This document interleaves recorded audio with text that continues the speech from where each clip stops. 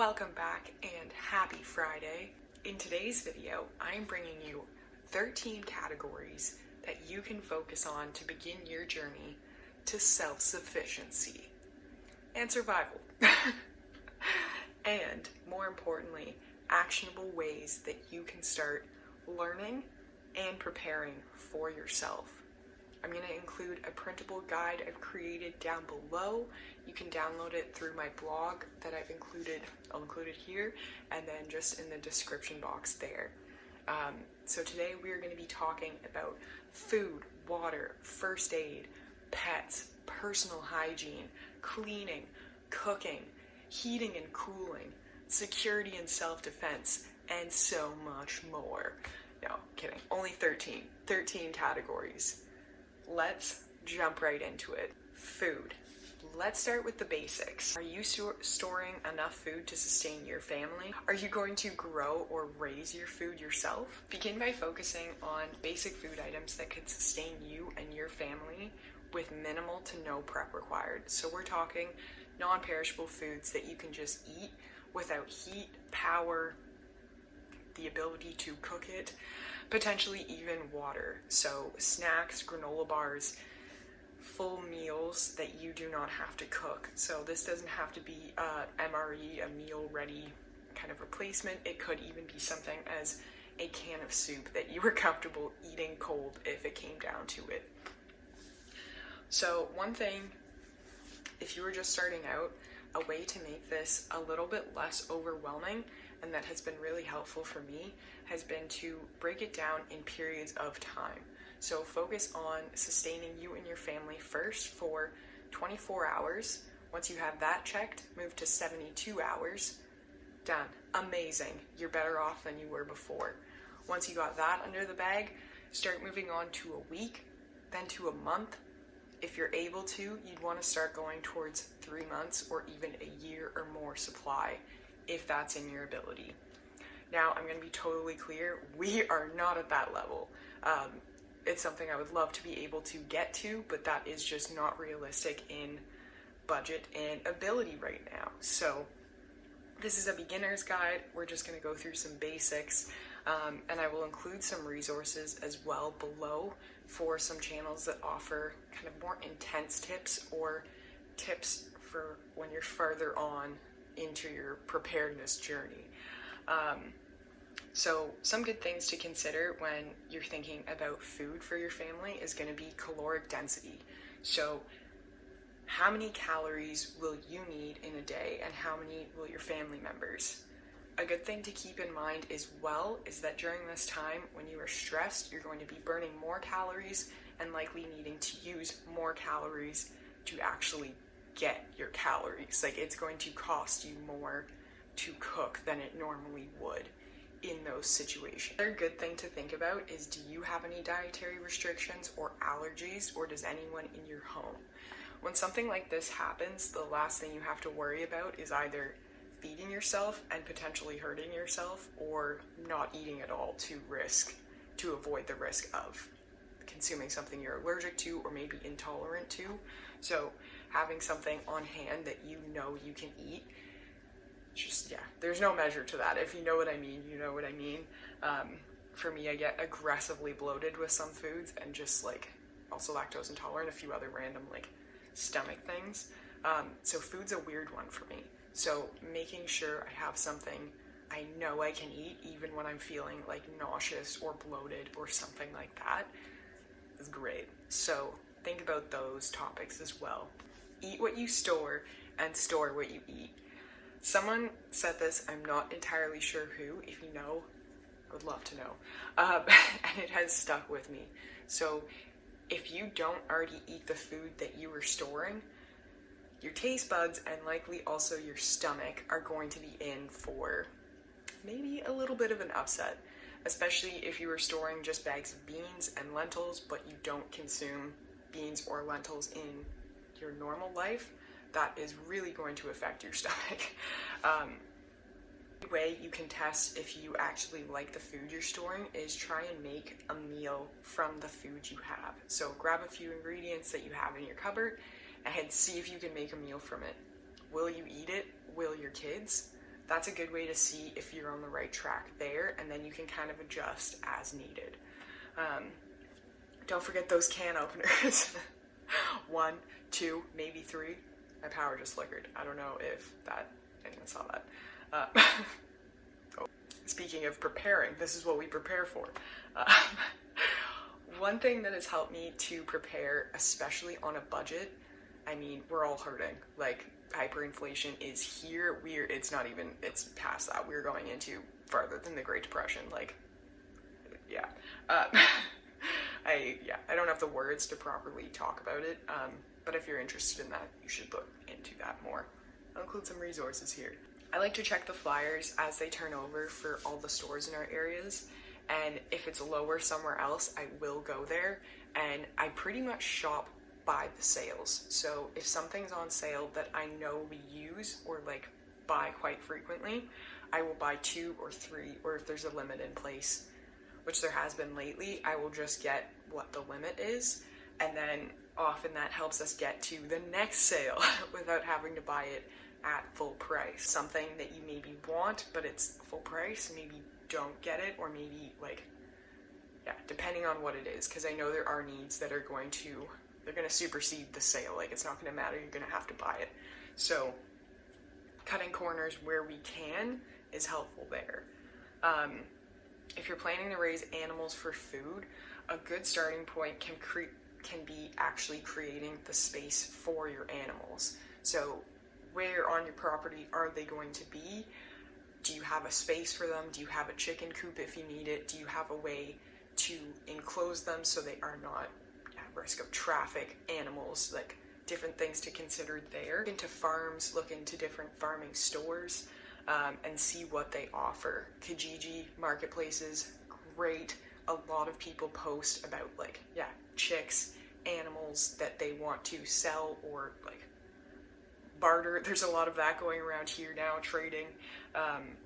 So keep an eye on that. That can be a way that you can get food in a different, not what we're conditioned to think of. Like, we're so used to just being like, I'm just gonna go to the grocery store and like pick it up, but that's not where food comes from.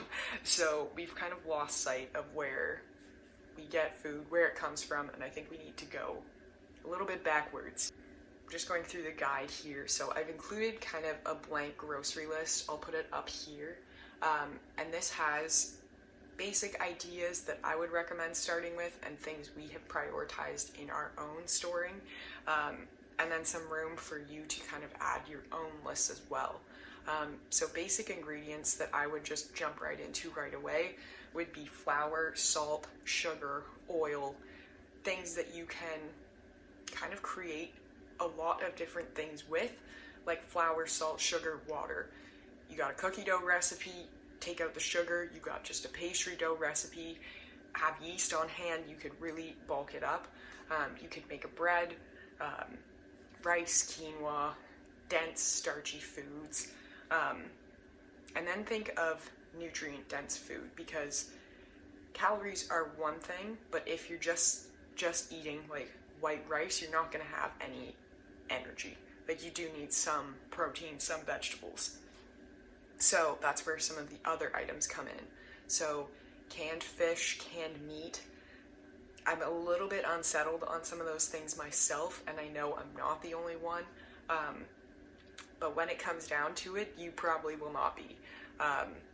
So if you are not a meat eater, if you are not if maybe you are vegan, canned beans, making sure you have a lot of that. Canned versus dried. So canned doesn't last as long as dried beans, but the one beneficial there is you are not going to need water first to cook the beans because they already have it. And at that point in time, that could be a big resource for you. So those are things to consider when you're storing that kind of food. Canned versus dried. What are your needs? What are your priorities there? Shelf-stable milk, granola and protein bars. Those can be good in a pinch. I like to have just like a box of Cliff Bars on hand because those are just like, bam, 300 calories in like 3 bites, just done. So that's a really efficient way to feed yourself and could really help in a time like that. Just shove them in your pocket, have them with you in the car, easy. Some good non-perishable items are freeze-dried meals, dried fruit and nuts, so like banana chips, apple chips. One thing you should keep in mind, nuts and nut butters. They are quite popular to eat and store, just they are healthy fat and they're quite filling. One thing you should keep in mind is the oil on the nuts as well as in the nut butter will generally go rancid before the actual, like, the other stuff in the product. So peanut butter really only stores for around 6 months, give or take, depending on the type of nut it is. So that is not a good long-term storage item, and you don't want to like accidentally poison yourself, you know? But these are all things we're just learning. We're learning as we go. Spices. Spices are huge. If you have just rice and lentils, but somehow you have like paprika or garlic powder, your meal is going to exponentially change for the better. So having just some dried spices on hand, or like a few like salt and pepper just like in bulk, so you know that if something happened, that would be like, add some flavor. So yeah, that about covers it for food. I feel like it doesn't really cover it because it is quite a large topic. Focus on canned meals, full meals that you can consume easily, accessibly, minimal prep, minimal ingredients. Think about your water usage when it comes to food as well. Will you have that water and that ability to cook it in that situation? So this can be just for power outages, a few days power outages. We're approaching hurricane season. We often get dicey weather there and have the potential to lose power. So not talking like end of the world type of thing, but just like general preparedness for you. So yeah, moving on from food, we're gonna jump into water. So how much water can you store in your current space? Are you going to store the water you need in your home? Do you have any stored water as of now? So when it comes to water, there are a few things you want to be considering. So your consumption and your family's, how much water you use for cleaning, and your pet's water consumption as well, if applicable, if you have pets. As well, water needed for cooking. That's another one I missed there. Likely, unless you have a homestead or a lot of land, we're in a basement apartment here, you won't be able to store all of the water you need. So you're going to need to think about secondary options of collecting water or filtering water when the time comes. Recognizing where the water sources are in your area, and second, knowing if it is safe to consume and if there is a way you can filter it yourself. So learning how to recognize a drinkable water source outside of your home can be a great skill. So if you want to begin by setting yourself up for the future, focus on getting a good water filtration system or have an understanding of how you can filter it. So we initially had a Brita water filter, just like a regular jug that sat in the fridge, and that was okay. It did the basics, but where we live here, our pipes are made of lead. So yes, and it is an undrinkable amount of lead in the water. So I remember the first day we moved into this apartment, we drank from the tap, just not knowing, and burning. Our throats burned like probably at least 24 hours after. And so that was a big wake-up call for us because we had no idea. No one tells you, no one talks about it, but yeah, our tap water is not drinkable. So understanding that that is a risk both to your health, physically and mentally, and finding a way to get around it. So I am so grateful and so thankful to received a Berkey water filter as a gift from our family, and that has gratefully improved our well-being. So sometimes our water comes out like brownish yellow, but putting it through the Berkey, it comes out clear, and it doesn't have a weird taste. So you can actually see the sediment building up in the top of our filter. So we often have to, like, we wash it pretty regularly because it just, like, the sediment that's in our water is getting filtered out, which is cool to see because we're not drinking it. But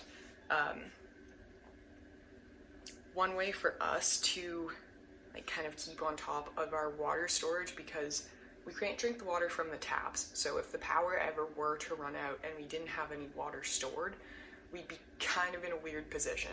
So what we like to do is I will keep the Berkey as full as we can, and we fill glass jars full of water and then put them in the fridge or put them in a box.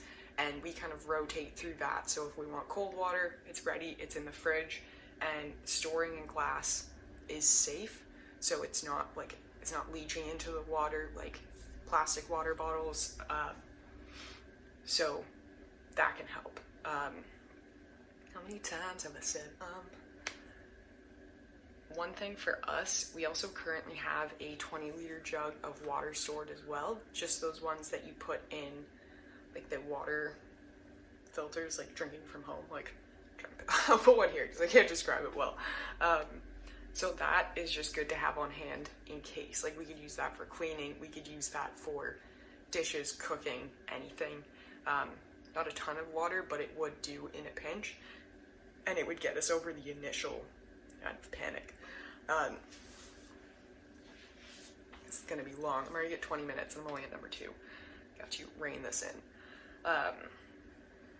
Yeah, so if you are in a pinch and you need to drink water you have found, focus on the overall look and smell of the water. So is there algae? Is there stuff, like, visibly floating in it? Like, is it just like a sitting body of water? Is there no movement? That's going to lead to a lot more bacteria and a lot more risk of disease and illness for you.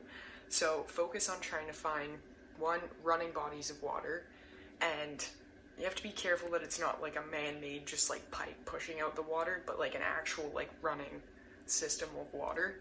And then the smell. So the smell of the water. Does it smell bad? Is there a sulfur, like fart egg smell? So that's sulfur, which it's not totally dangerous, but it's also not something you want to consume in excess. So yeah, you kind of have to be wary for that. And then another thing around here, you really have to look off for potential areas of runoff. So what I mean by that are, like, there's a lot of farms here that are sprayed, as well as there are animals. So defecating, urinating by the bodies of water, and then the spray being sprayed on the farms is running off into the stream as well.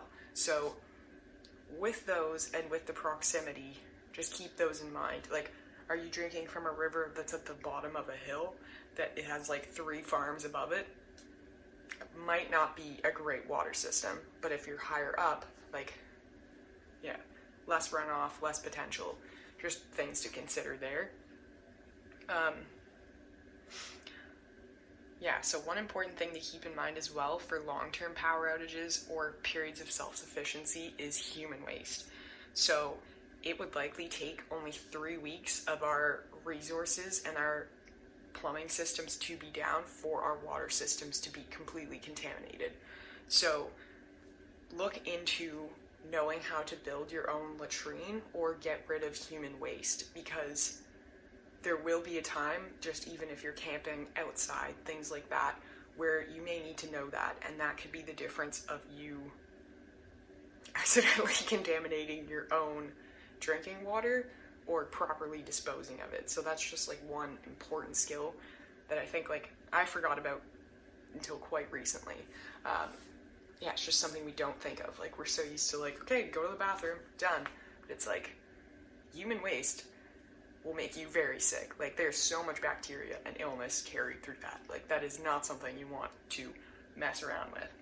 Begin by working on storing some water. Glass jars work great. If you have some pasta sauce or anything, keep those jars after, and once they are washed, they make an incredibly easy and safe way to store water for longer term. Yeah, so water filters, I would recommend the Berkey system. Love it. Life straw, which is also a filtration system, as well as just an individual straw that you can actually put directly into the water source and it filters as you drink. So that could be a good thing just to have in like your bag or like as you leave to go places.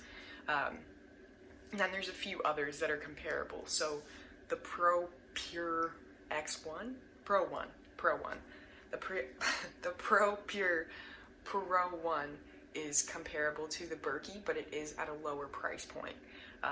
As well, the X-Pour water filtration system.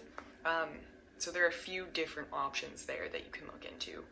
I'll also include a video to one of my favorite channels, Survival Lily, and she makes incredible actionable videos that teach like actual survival skills. So she has a few videos where she teaches you how to make water filtration systems out in the world, out in the field, kind of in nature. So using rocks, sand, what's available to you, and making makeshift filters. So I'll include those below. Check her channel out, she's awesome. Number 3, first aid. So creating a basic first aid for... So let's try and break this down because it can seem a bit daunting. And we are still definitely at the beginning stages ourselves, and that's just budget as well. So priorities, I would say, when considering first aid, would be preventing bleeding and preventing infection.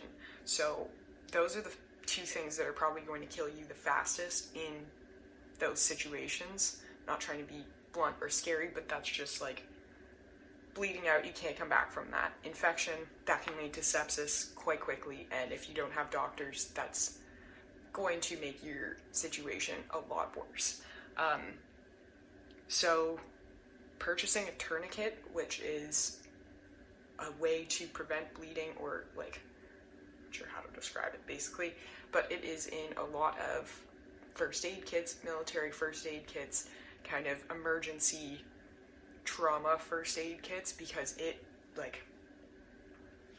prevents bleeding. So learning how to make your own or purchasing one and having one on hand is very beneficial. Now, we do not have one purchased. I have watched a few videos on how to make tourniquets with like the buff kind of cloths like that people wear on their neck camping, or like their like headscarves, not headscarves, but like bandanas as well, and then sticks. So learning how to make that, or at least having an understanding of it before the situation actually arises, because there's going to be a lot of other factors when something like that happens. The person's going to be in pain, they're likely not going to be sitting still, and you are going to have to work around blood, not just, let me put this stick on my arm and wrap it up. So having the mental preparation as well for those situations can be really beneficial. Preventing infection would come next in terms of importance. So once you have the bleeding under control, now you need to make sure you can prevent or react to infection or the potential for it. So the best way to do this is going to be minimizing the amount of outside air and outside contaminants getting into the wound.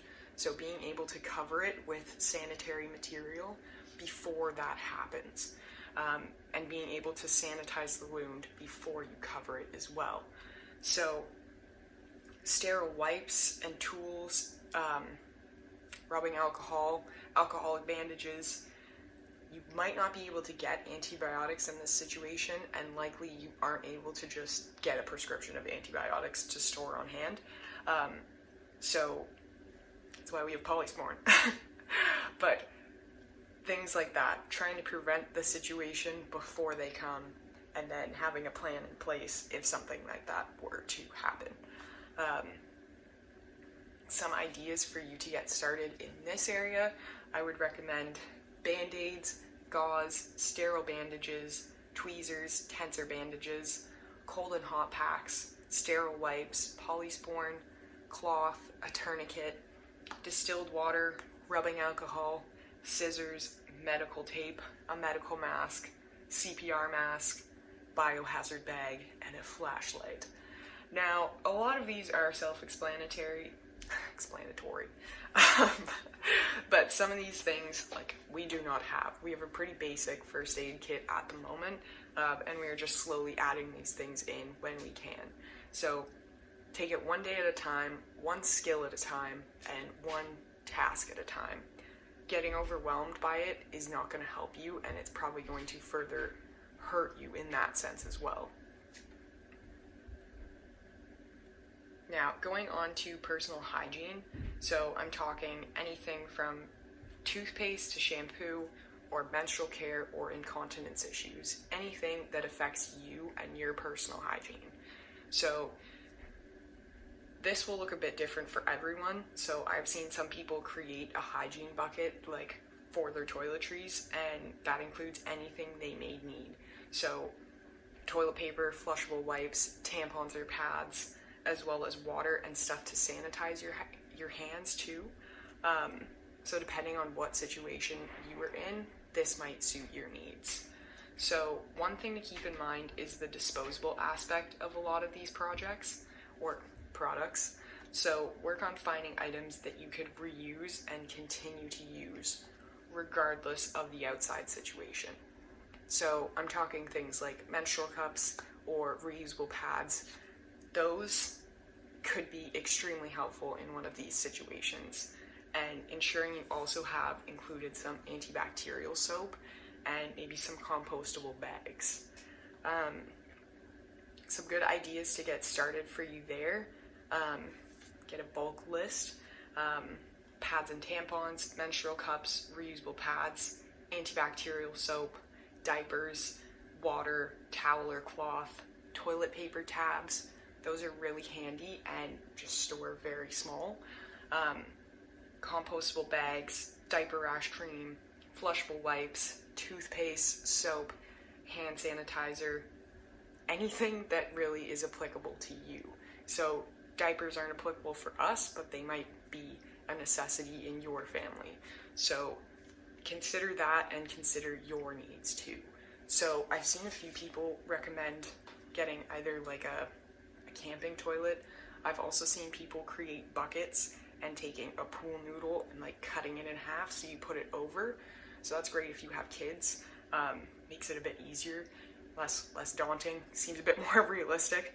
I've seen people line those with compostable bags, which just makes cleanup a lot easier.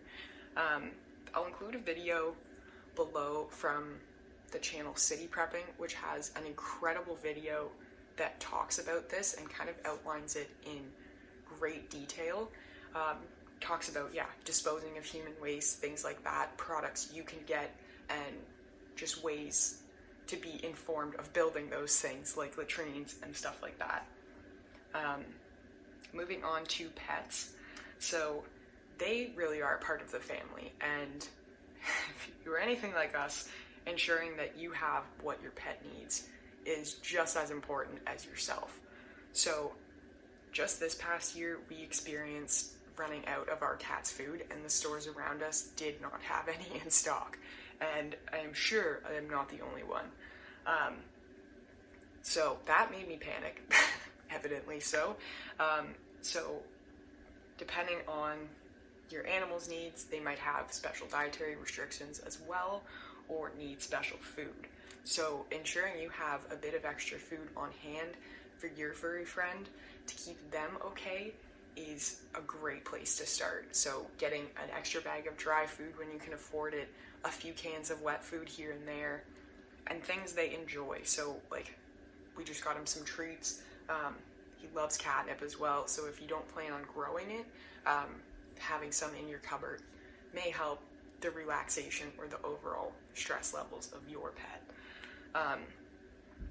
So good areas to focus on for, like, that we've been trying to focus on here: food, water, kitty litter / bathroom usage, and hygiene, health, and fun. So cats are very clean animals, and kitty litter is very high up on needs. So if you're not changing it regularly, you're going to run into problems. And if you run out of cat litter, you're going to run into more problems. So having extra on hand is great. Worst case, cats are pretty, like, They're pretty adaptable, but likely if you have a cat and it's an indoor cat, it's not going to be as adaptable to the outdoors as like an outdoor cat or a dog. So keep that in mind. So another thing, ticks and fleas. So we live in an area where ticks almost outproportion humans. Nova Scotia. Great. So we need to be careful when we're letting him out in peak tick season.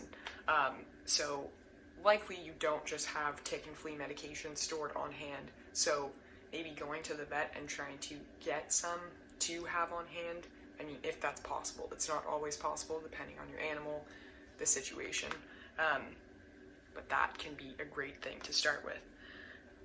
Now, we also keep a harness and a leash on hand as well as a carrier. So depending on your animal and your needs, you might have a bit different, but making sure you have a way where you can contain them if you had to leave, if you had to like bug out, so to speak, or get out of your space, but having a way that they're not just running, like put them in the carrier, hold them on the leash, like stuff like that. Good areas to focus on here. Some good starting points, I'll put them here. Dry food, wet food, treats, entertainment, bathroom usage, health and medication, hygiene and brushing, water consumption, food bowls, and leashes or harnesses. Moving into the next topic of cleaning, and try and go through these a bit faster now because we are 35 minutes already. Ensuring your space is clean as well as utensils used for food, your clothing, and really just your space are all key to prevent certain illnesses and just, yeah. I think they are often, I don't know, I think cleaning is often put on the back burner in terms of survival and preparedness because it doesn't seem like something, I'm not cleaning my house, I'm not going to be vacuuming, but it's like not cleaning like that, but basic hygiene and basic cleaning up of certain things. So unsanitary camps and poor hand washing practices can quickly result in illness, and we've seen that before. History doesn't repeat itself, it rhymes. So keep that in mind. Focus on what is important for you and your family. If you have young kids in diapers, this may look a bit different than what someone else's priorities are. So ensuring you have a way to manage that, keep your kids clean, keep them comfortable. For us, we have started slowly focusing on items that can be versatile when it comes to cleaning. So Castile soap and Castile soap bars are great, and I cannot recommend them enough.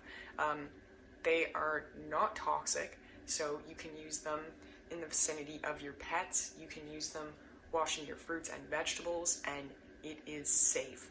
So unlike a lot of other cleaning products, you're just kind of harming yourself in other ways with the chemicals and everything else in it. So I love Castile soap. It is also quite concentrated, so you don't need a lot to make it go very far. Like, I have one bottle in there that has been there for years, like probably 2 years so far, and it is over halfway full still. One good thing, it can also be used for laundry detergent, so if you're in a situation without power, you can just dilute that in some water, and you have laundry detergent. You would have to have a few small buckets, some clothespins, get a rope, just hang it out between two trees, and you have a laundry situation. A good starting list for there, I would recommend, would be Castile soap, Arm & Hammer washing suds, vinegar. Now there are two, you can get a cleaning strength or a regular strength, and the cleaning strength is just going to be stronger. Baking soda, rope, antibacterial soap, sponges, steel wool sponges, rubber gloves, garbage bags, bins, and clothespins. Now, going on to our next would be cooking. So if you don't have any power, would you be able to cook a meal? Could you sustain yourself? So depending on the extent of this, you may invest in a wood stove for your home. You may already have one as well. We're in an apartment, so that is not really an option for us here. We do have access to a fire pit outside, so like worst case we could probably feed ourselves on there if we did not have power for a period of time. Probably wouldn't work long term just with how open it is. We also have a propane camping stove, but with that in mind, you would also need to be storing enough propane to run the camping stove consistently. They are great to have on hand for like short-term events like hurricanes or short-term storms, kind of. For long-term food cooking, you would need to be able to adjust your current style of cooking. So learning to cook on a fire, learning to contain that and kind of making a space where you could cook. So I will include some links down below for a few channels that great. Survival Lily, again, she has a few great videos on learning to build fires, and specifically ones for cooking and hiding the smoke. So depending on the situation you find yourself in, you may not want to alert people that you are cooking. So hiding the smoke and minimizing the appearance of that is something you can learn to do. So there are some videos I'll include down here. Where to start, learning to build a fire, cooking on a fire, tools for cooking, getting a cast iron pan, silicone oven mitt, some cooking tools, and ways to wash your dishes. So whether that be salt if you're using a cast iron pan and a scrubby, or if you're going to get soap, make sure you have some. Those are some good things to think about there. Gardening, harvesting, and preservation is our next category. So gardening tools, saving seeds, recognizing when it's time to harvest, and learning how to prepare your harvest. So, I'm not creating a harvest that will last a full winter. I just don't fully have the capacity here yet. But apartment gardening has taught me a ton of skills and given me the ability to garden in containers and smaller spaces. So depending on the space that you have, you may consider starting a garden this year for more than just flowers. If you're trying to garden to feed yourself into next year, try and focus on hardy crops that are likely to make it. So potatoes, beans, onions, carrots, depending on where you live. Things that you can harvest and store long term that you know will actually survive. Now, if you were just beginning, I would recommend starting with container gardening because you have to fight a lot less with the weeds and pests. So that's a good beginner way to start, and not beginner way to start, just like a good way to garden if you can. Recognizing the time to harvest will also depend on each vegetable, and this will kind of be learning as you go. Still kind of learning that, like just watching it, keeping an eye on it. If it's something you already eat, you will likely have an idea of what it looks like when it's done. Tomatoes are great because they basically just fall off. Like you can just pull them off and they're done. Amazing. But some other vegetables are a little harder to tell. Now, when it actually comes down to harvest, you are going to want to think about how you're going to store and preserve it. So there are a lot of options depending on your circumstance. Canning and preserving can be a good starting point, and just having an understanding of how it's done and what you would need before you got to that point. So there are also, when I say it's a simple thing, it's also very easy to mess up some of these simple things. So learning them now when it's not a matter of survival is great because you have that wiggle room where you can learn and maybe mess up a little bit. So I will include some tips that I've learned below, just kind of through trial and error. When canning, make sure the liquid going in is you want everything to be either fully hot or fully cold. I don't know too much about cold food preservation. I've only really done when the liquid is hot, the jars are hot, and the sealant is also hot. So There are like pressure canners, electric things like that, but I heat the jars in the oven at 95 degrees Fahrenheit, and then I will boil the little seals in some water on the stove and just keep those hot.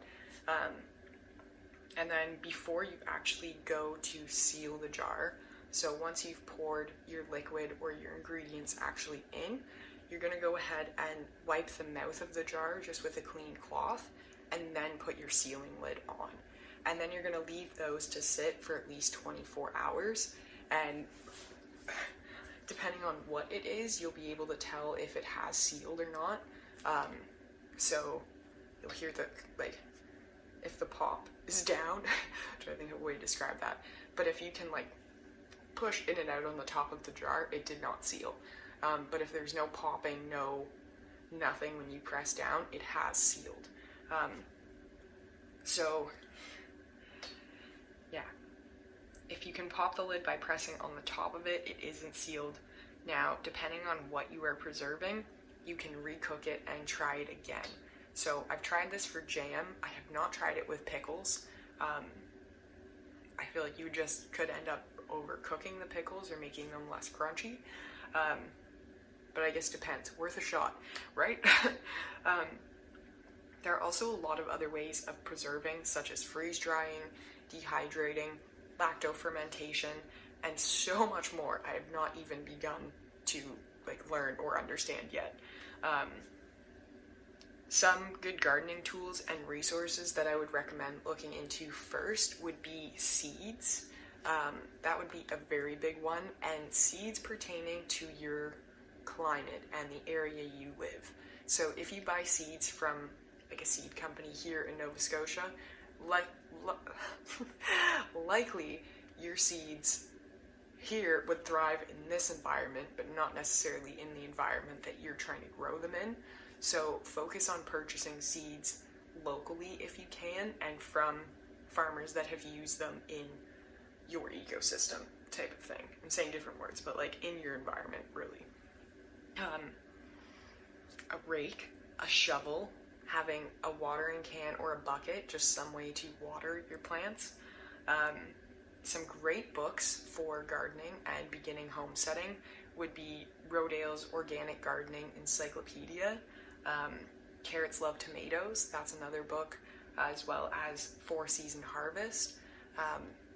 If you have a secondhand store, Value Village around, a lot of these books and a lot of resources like that can be easily found at those stores for a lot cheaper than Kohl's, Indigo, actual bookstores. Some basic preserving materials that are good to have on hand. Glass jars with lids, pectin, white sugar, lemon juice, vinegar, salt, pickling spice, and cheesecloth. Moving right on from preservation, we're going to go into clothing and footwear. And durable and proper clothing and footwear can save your life. I feel like right now we don't really dress for the elements anymore. Most people dress for style and not actually what is going on. So if something were to happen, most of us would not be okay if we had to walk home from somewhere. So coming back to purposeful clothing can be really, really key. So one thing that I've started doing is I've created a backpack that just has extra layers. So it has a fresh pair of sweatpants, it has a fresh thermal shirt, as well as a sweater, clean socks, dry socks. I believe I also have snow pants in there, and hats and mitts, and then canned soup and some snacks. So if something were to happen where I am dressed today I'm wearing a dress, this would not be helpful if something were to happen. So making sure that you have an accessible way to be prepared is great. Focus on warmth and layers. At this point in time, you can always take some of it off if you get warm, and waterproof, or at least water resistant, because wet feet can lead to hypothermia very quickly. So when it comes to clothing, learning some basic sewing skills and techniques can help prolong your clothes even further. So if you're buying durable, kind of well-made clothing, you should be able to repair and reuse them a little bit longer. So yeah, depending on where you live, this will look different. Like here in Canada, we're still having frost warnings some nights, and it's May 27th. So it goes back and forth. So being prepared for the environment you are in, not that I'm in. Areas to focus on for this section, I would say, would be durable warm clothing, layers, breathable clothing, extremities, so hats and mittens, sewing skills, sewing materials, and extra sizes of clothing, especially if you have kids that are still growing or if you yourself are still growing. Just having a few pairs of the next size up, if you know you're going to need them, might help. Jumping into the next one, we're almost done. We have 3 more. Heat and cooling. So heating your home and staying warm during the winter, as well as being able to stay cold and keep your food cold. So this is one I have not totally figured out yet, and I am definitely still in the beginning stages. Being in an apartment, we are not able to set up a wood stove or a portable heater, just safety issues, insurance. It's not our place. So if something were to happen while we are living here, something we have looked into is creating a microclimate in your home. And this can look a bit different. So sealing your windows, there are wraps you can get that kind of, like our windows sit almost outside the apartment, so we would like seal them off in here, so there would likely be less wind coming in through the window cracks. If that makes sense, I'm trying to like picture it too. And then one thing, so creating a microclimate, you can set up a tent in a room. So set it up in your bedroom, maybe over your bed, if that's possible, or just like in an open space, and then closing that door, and then closing the door on your tent. So you're all in the tent, and then you're closed in another room. So if you don't have any heat, that's going to just generate your body heat and your body heat and kind of keep it contained in one small space. So that is what creating a microclimate looks like in your home. And it could, just makes it a little bit warmer. So one thing that would still be an issue is the potential for pipes to freeze and burst. And I mean, that can happen here with the heat on. So it's definitely a potential. If you have your own home and you are in a position to do this, there are portable heaters that are run on propane. So that's great for short-term power outages, hurricanes, getting a generator, things like that, if you're in the position to do so. Working on insulating your home and your pipes with weather stripping material to give them more of a chance as well. So we purchased some tight foam, I think it's called, and that seals cracks. So worst case, we could seal some of the cracks around the window if something like that were to happen, and would likely prevent a little bit of cold from coming in. Things like that, weather stripping material, insulation. Areas I would recommend focusing on there would be weatherproofing your home, a secondary heating source, and getting a tent to create a microclimate, as well as looking into a long-term generator. These are hard because you do run into fuel issues, and most fuel you can't just like there's propane shortages, which is going to affect everything, and like things like that, we can't count on it long-term. So finding secondary options to your secondary options. Going into security and self-defense. Now, this is a category / topic that I didn't really think of until quite recently, but making your home look less inviting to intruders and having a plan in place if something were to happen. Now, this is going to look different depending on your area. You may already be quite aware of it. I know growing up, where I lived when I was a kid, we had a situation where the back of our truck was smashed, just like completely shattered. Like someone just shattered the entire thing. So like if you're in spots like that where things like that happen, or if there are like an increased level of crime, you're probably already aware of this and maybe a little bit more alert on locking your doors and stuff. I know I am obsessive when it comes to locking the door. It is locked. We've also had a few weird situations where people have like tried to walk into our apartment. It's just unsettling. So I like to keep my door locked even when I'm home. But having a plan in place, so if something were to happen, whether you were asleep, whether it was in the middle of the day, and like things get to that point and people start like, I mean, it's already happened. There's already been food riots places in the world. Like, it is a potential. So having that in mind for if something were to happen.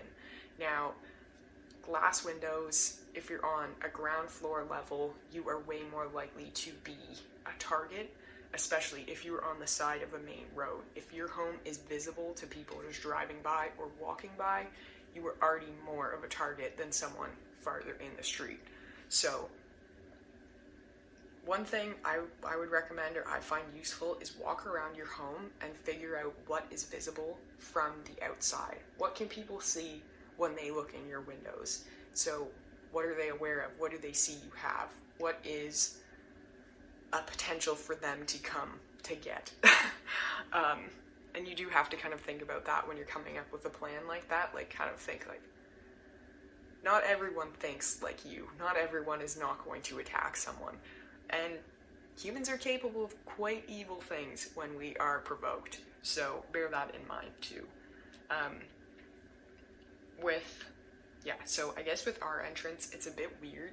So we would not be able to really barricade it that much just with how it is. And we have a glass window. So like the first thing that comes to my head is, okay, someone can smash that window, unlock the door.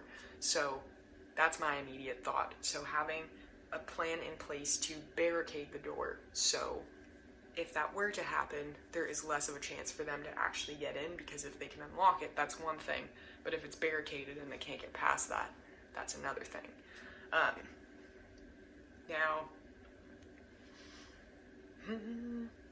This is something to talk about with you and your partner, or you and your family, whoever is in your household, and what you think is realistic for you. So areas I would recommend focusing on are easy access areas to your house, what's visible from the outside, and what is your plan of defense if something were to happen. God forbid, if you were in that situation, what would you do? Okay, jumping into our last one. Oh my goodness, okay. Vitamins and medication. Do you take regular medication? Does someone in your family, in your home? This is something that there have already been shortages on, and they're already seeing shortages in specific ingredients that they can't get. A lot of our medication comes from China and India, and there have, as we have seen, there have been exponential shortages. Shanghai has been completely locked down. Like, nothing has been going in and out. They have been containers sitting for how long, and now they're just kind of getting unloaded. Like, we're seeing a lot of Costco's, Walmart's getting like an influx of stock of stuff, not really food, but it's stuff, and it's the stuff that's been sitting on these ships for months. So that is something you have to think of as well. Do you have something stored in case? Do you have a backup option? Is it something you need to live? So think of that. I guess with prescriptions, it is good to bear in mind, like, I guess you can't just, there is a limit to how much you can store, so you likely won't be able to have like an exponential amount of your prescription. Now, coming to vitamins, is you can use them to supplement some of the nutrition you're not getting in food. So if you were kind of rationing your food at this point and maybe not living off of like nutrient-filled meals, these can really come in handy. So even if you just have a few basic vitamins, vitamin C, D, A, your Bs, your omegas, things like that, your body will be very grateful, and it will help you be able to, I guess, think clearer. You'll be able to respond better. You'll have, like, yeah, it will all help in your journey of survival, really. Areas to focus on in this category, I would suggest, would be medication you take daily, any family member's medication, and basic medications like Advil, Gravol, allergy medication, like anti-diarrhea, antacid, things that we commonly rely on, but we don't think about them not being there. Like cold medication, like how many times do you just feel like death with a cold and you're like, I just want to get rid of this, like I just want to go to sleep for a bit, but you can't because your nose is plugged, so you take a NyQuil. Things like that, just things we don't think about until we actually need them. So that is a big recommendation on my part. Natural remedies that you can make yourself for common ailments. So a lot of these you can look into, like Great Depression channels on YouTube or homesteading channels, and they have a ton of resources for this. So even things like congestion or cold and flu, like there's one method of cooking onions and wrapping it, forget what it's wrapped in, but then you put it on your chest or the person who's sick, and it pulls kind of the toxins and the congestion out, really, and it does work.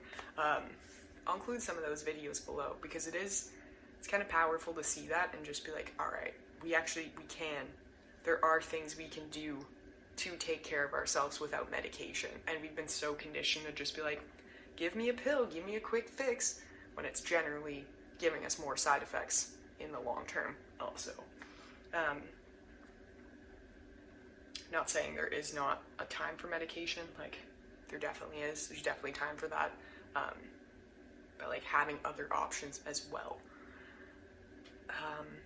Yeah, basic vitamins, vitamin D, C, B, A, omegas, zinc, milk thistle, great for your liver, iron. What is suitable to your needs and requirements? Are you pregnant? Are you breastfeeding? Things like that. Are you a man versus a woman? You have different, sorry, that's not in, like, what are your nutrient requirements, basically? Yeah, so those are, I guess, the top areas I would suggest you focus on. So coming back to the beginning, we've gone through 13 categories of an intense amount of information. So it can be easy to feel overwhelmed by this stuff and feel like, okay, I can't prepare. Like, there's no way I can get this done. And that is one thing that can hold you back as well. So just taking a few breaths, taking a few moments. No, we won't be able to be prepared for everything. There's probably going to be a lot of things that come up that we will have no idea what to do or how to handle them at that time. But there has been a lot of things like that in my life, probably in your life, that you have gotten through and you have overcome. So when you start going through this, remember that, and remember what you were capable of, and taking it one skill, one action at a time is going to leave you better off than trying to get all of it done at once. So pick one thing for this week, one thing for this day. What feels best to you? Do you want to focus on food, getting a few cans stored? Awesome, that's a great starting point. Do you want to start by learning a basic skill, like a bread recipe that you can make not in an oven, easy spice mixes, just different things like that. I'll give a few actionable items down below as well if you're feeling overwhelmed or just kind of want like a starting point. Just like, all right, one skill today is better than you were yesterday. You're going to be more prepared already than you were before just by consuming this information.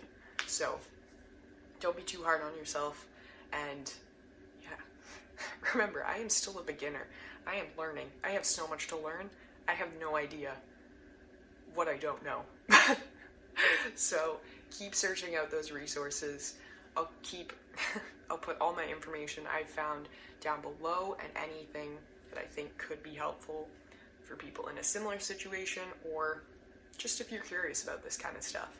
You can find that here. I hope you enjoyed. I hope this wasn't too long. We're past an hour now, so thank you so much for watching if you have made it this far, and I'm sending all my love out into this world. It is quite volatile and full of turmoil, and if we can focus on one or two little positive things in the day, I think we will all be better off. So, you got this, I got this, let's do it. Happy Friday.